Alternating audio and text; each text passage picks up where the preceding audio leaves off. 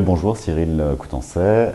Je suis directeur de recherche au Centre d'études stratégiques de la marine, enseignant à Sciences Po. Je suis l'auteur de divers livres, ouvrages sur l'économie au sens large et l'économie maritime en particulier.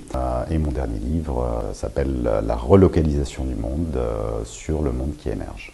Le prix du livre d'économie est, je trouve, un prix qui est particulièrement intéressant parce qu'il est basé sur des votes et sur des votes des lycéens. Et donc cette jeunesse est intéressante parce que pour un auteur, c'est se confronter justement à cette nouvelle génération, de voir si on est en capacité de l'intéresser. Et puis donc c'est un prix qui a une valeur importante et forte puisque c'est une manière de voir si les idées qu'on peut développer justement sont en prise avec la nouvelle génération. Alors pour trois raisons. La première, c'est qu'on a une localisation de la production qui tient à différentes briques technologiques. On a l'intelligence artificielle, on a la robotisation des usines, on a la 5G qui arrive. Donc on a une production de biens manufacturés qui est de plus en plus locale. Le troisième élément, c'est qu'on a des énergies renouvelables qui sont par essence locales. On a un plein essor des énergies renouvelables. Et le troisième élément qui fait qu'on a une production de plus en plus locale, c'est au niveau des ressources, puisqu'avec le recyclage des métaux notamment, de divers éléments, on a une production de matières premières locales.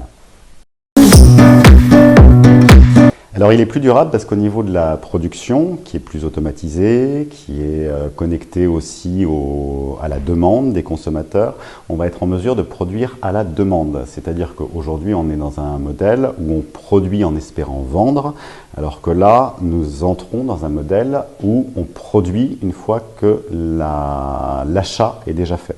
Donc ça consomme beaucoup moins de matières premières, on est sûr d'écouler ce que l'on vend. Alors ces facteurs de la puissance, c'est évidemment l'économie, puisque si vous êtes une économie forte, vous avez des moyens financiers, donc vous avez des capacités de peser, d'influencer aussi le monde dans ses normes, etc.